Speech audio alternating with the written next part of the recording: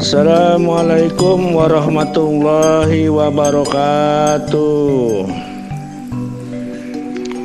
Mitra kaum dangu sadaya anu gelis, anu kasep,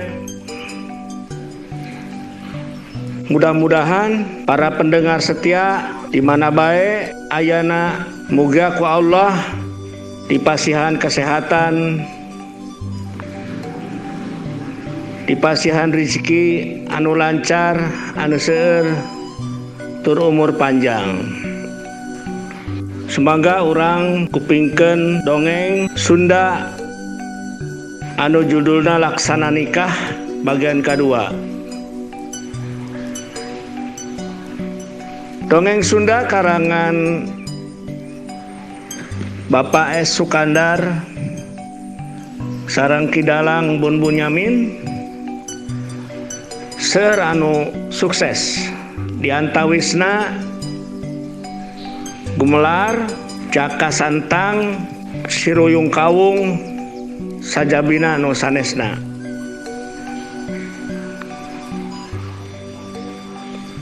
Mangga urang kupingkeun Laksana Nikah bagian kedua. Kidalang Abdullah Sudirman alias Si Getih Sumedang Larang, tukang goong Waketu Pak Haji Nunuh, tukang kendang Bapak Haji Nanang, pemain kecapi Bapak Ayi Sugandi, tukang tarompet Kiminhar,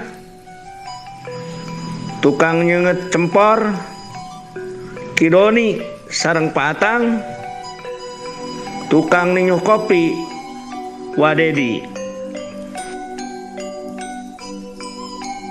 Satuntasna undur diri, Jakariswa saged rek indit moro mung samemehna tepoho bebeja heula ka indung bapana, sakalian menta doa sangkan disalametkeun tur dilancarkeun boh di perjalanana oge dina waktu morona sarta hasil pamaksudanana.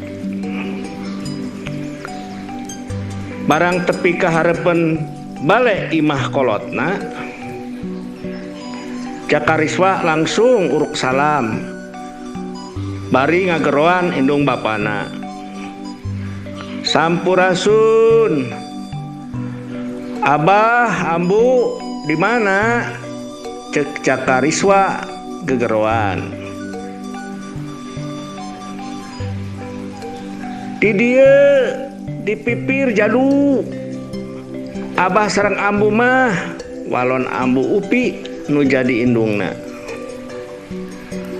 Atuh Jakariswa langsung ka pipir nyamperkeun Abah Suta jeung Ambu Upi nu jadi kolotna. Aya naon kasep? Tara-tara ti sasari ngagentraan Ambu sareng Abah meni bangun nu penting pisan, cek Ambu Upi bari neuteup Jakariswa. Atuh darak-dak we ku Jakariswa didongengkeun, ti mimiti dipanggil ka karaton ku Sang Prabu. Nepi ka dipancenan piwareng moro ngalah kumis tunggal maung lodaya. Kebeg teh Abah Suta jeung Ambu Upi. Kacidarewasna ngadenge budak nungan hiji-hijina diemban tugas ku Sang Prabu. Kudu moro nu matak reuwas teh lain moro sato biasa. Ieu mah moro sato buas, sato galak, nu sok disebut rajana leuweung. Tong boro mah moro maung lodaya. sedangkan moro mencek atawa uncal ge pan can pernah.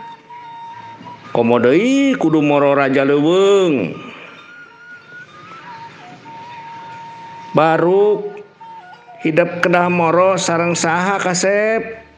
Terus ku hidup bisa ngeman, cek Ambu Upi. Muhun Ambu ku jaka disanggeman. Morona nyalira wae teu aya nu ngarencangan.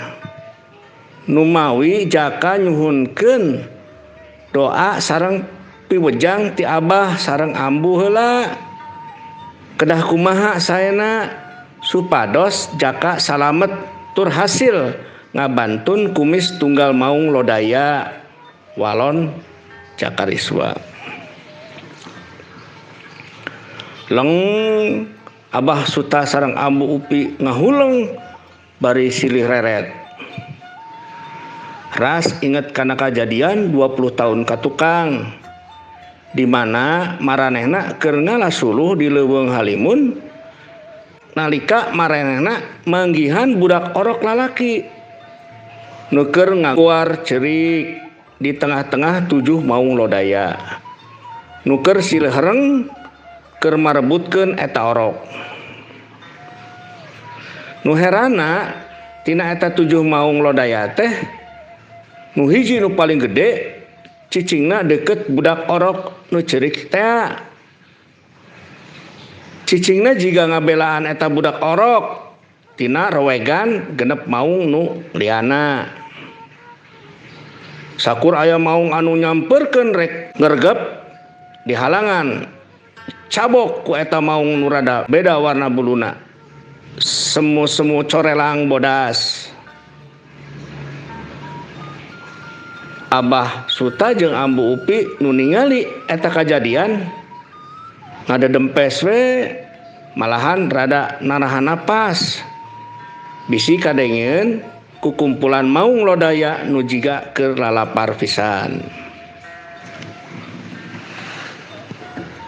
Ditinggalikeun teh ngan kitu jeung kitu we, polah ka 7 maung teh. Di mana aya nu ngadeukeutan ti salah sahiji maung nu genep, kudu hiji nu ngajagaan teh diharengan cabok nepikeun nah hiji waktu mah maung lodaya nu ngabelaan budak orok teh ngogaur nangtung handaruan tepi ka maung-maung nu sejenna cing garajleng luncat sieun ku gaurna eta maung lodaya nu panggedena teh. Saenggeus batur-baturna kalalabur, maung lodaya teh terus ngaletakan budak orok. Orok nu tadi gogoaran teh jep repeh. Sabada diletakan mah menang sababaraha kali balikan ngaletakan anak. Terus maung teh ngalieu ka palebah Abah Suta sareng Ambu Upi nyumput. Anehna maung lodaya teh langsung mangku budak orok ku suku nu hareupna, terus lempang ku suku nu tukangna nyamperkeun ka pelebah Abah Suta sareng Ambu Upi nyumput. Saenggeus deukeut budak orok ditunda naluhur samping nu poho ku Ambu Upi teu kabawa nyumput. Beuki aheng deui wae eta maung lodaya teh ngomong ka Abah Suta sareng Ambu Upi. Hei jelema, kaluar anjeun duaan. Montong nyumput wae. Kula nitip ieu budak. Terus Abah Suta sareng Ambu Upi kaluar tina panyumputanana. Terus narangtung hareupeun orok. Regepkeun ku anjeun duaan. Tapi jawab heula pertanyaan kaula. Sanggup teu ngurus ieu budak? Cek maung lodaya ka Abah Suta. Nya ari di percanten mah sanggem we da puguh abdi duaan teu acan wae kagungan putra nun. jawab Abah Suta. Heug, ari sanggup mah ieu budak kukula dipasrahkeun ka anjeun duaan. Rorok sing hade,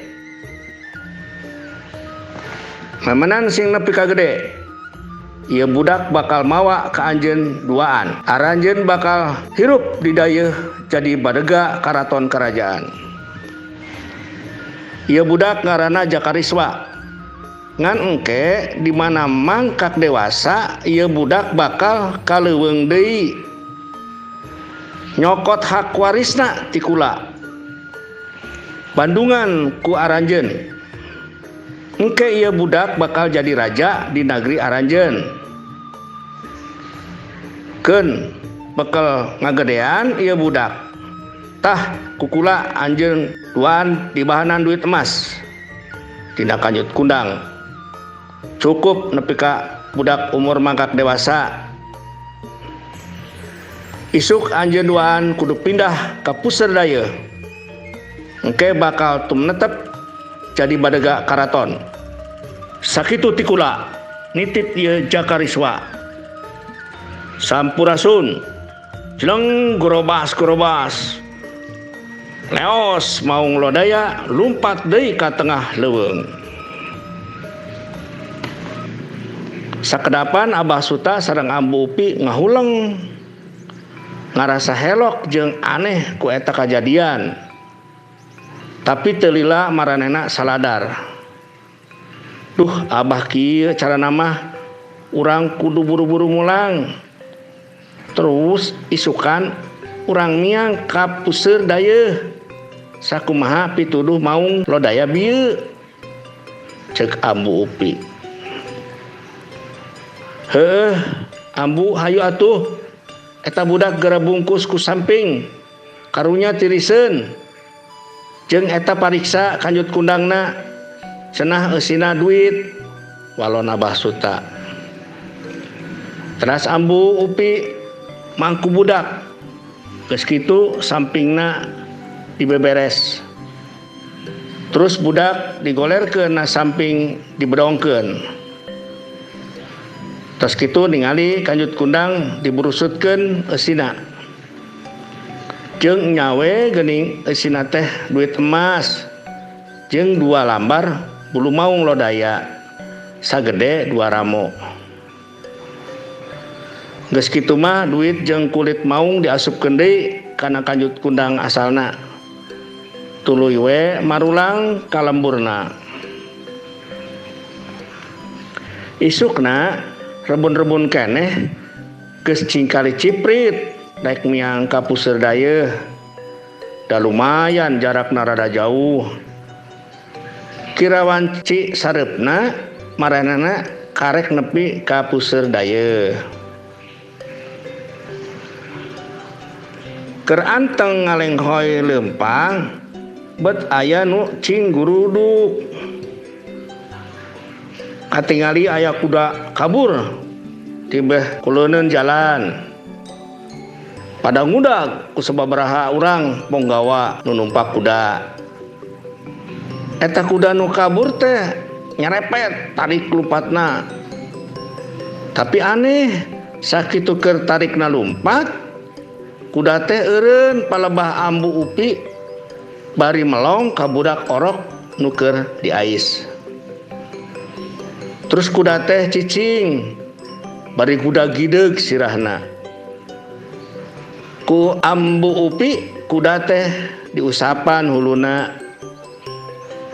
Kuda cicing bari ngahenggak katingali kembang kempes tina beuteungna. Para ponggawa anu nyusul pohara pisan ataheunana. Terus tarurun tina kuda bari ngasupkeun tambang kana beuheung kuda. Tapi kuda malah ngagerehem. Atuh para ponggawa teh malundur deui. Sieuneun kudana ngamuk deui. Da jeung ayeuna kuda teh nangtung bari narajang ku suku nu hareupna ka para ponggawa. Para ponggawa malundur. Geus para ponggawa mundur mah kuda teh biasa nyamperkeun deui ka Ambu Upi sareng Abah Suta. Ningali kitu salah sahiji ponggawa ngagupayan Abah Suta terus minta tulung supaya bisa mawa kuda ka kandangna nu aya di lingkungan karaton. Nya ku Abah Suta disanggupan. Terus tambangna dicokot ku Abah Suta. Aneh ari ku Abah Suta mah kuda teh cicing. Malah ciga nu mikeun sirahna di tambangan. Terus we kuda ditungtun. Abah Suta nitah para penggawa ti heula. Disusul ku Ambu Upi. Manehna pangpanderina bari nungtun kuda. Nyati harita Abah Suta sareng Ambu Upi tetep renggenek cicing di lingkungan karaton. Dipercaya jadi badega ngurus kuda. Nepi ka ayeuna eta orok nyanding dewasa nu katelah Jakariswa tea. Nah, Ambu Abah ngadon ngalamun disuhunkeun doa sareng piwuruk ku Jaka teh ceuk Jakariswa ngalilirkeun lamunan Ambu Supi sareng Abah Suta. Teteh lah Ambu bener pisan kajadian baheula teh ceuk Abah Suta. Heueuh abahna urang teh ampiran we poho kana lalakon harita walon Ambu Upi. Nah naon Ambu Abah lalakon kapungkur teh cek Jakariswa penasaran. Teu kedah apal hidup mah. Da eta mah lalakon Abah jeung Ambu baheula nalika hidup orok beureum keneh. Engke ge hidup apal nyalira, jawab Ambu Upi. Heueuh, kieu we ayeuna mah jalu bongan ku hidup tos disanggupan ka Sang Prabu. Nyawayahna ku hidup kudu ditedunan. Tong mangmang, tong hariwang, tong salempang pasti hidup bisa nedunan eta pancen ti Sang Prabu. Abah jeung Ambu ngan bisa ngadoakeun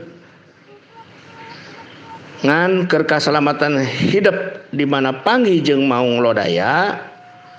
Abah rek mekelan tutungkusan engke bawa ku hidup di mana adu hareupan jeung maung lodaya tembongkeun ieu tutungkusan. Kituna teh Abah Suta bari ngusiwel ngaluarkeun bungkusan tina kopeahna. Nyaeta kulit maung lodaya tea nu dibungkus ku lamak bodas. Bari song diasongkeun ka Jakariswa. Ku Jakariswa ditarima bari tumanya. Naon ieu teh Bah? Eta teh bulu maung lodaya nu marangan hidup. Sok ayeuna hidup geura saged. Cik geura lumampah. Geura sabaleuweung halimun. Bawatah bedog keur naratas jalan. Isi loba kakayon nu ngahalangan. Hampura Abah jeung Ambu teu bisa marengan bral kasep geura miang. Doa Abah jeung Ambu marengan. Tos kitu mah Jakariswa sungkem ka Ambu Upi sareng ka Abah Suta. Saterusna mangkat ngajugjug leuweung halimun. Dianteur ku paneuteub Ambu Upi jeung Abah Suta. Waktosna